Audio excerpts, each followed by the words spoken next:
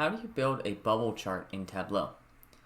In this example, I have a bubble chart using sum of sales, category, and region. Let's add a new sheet and build this in Tableau.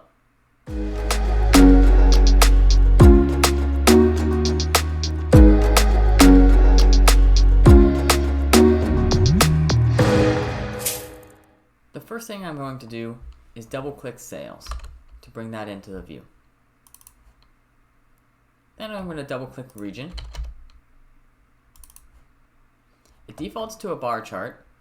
I can click show me and choose a packed bubble chart.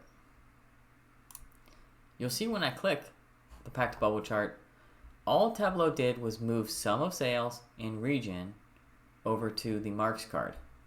It put sum of sales on size and put region on color. It also changed the mark type to circle. Let's add category,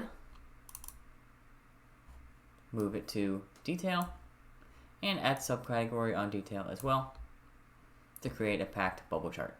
Hope this helps.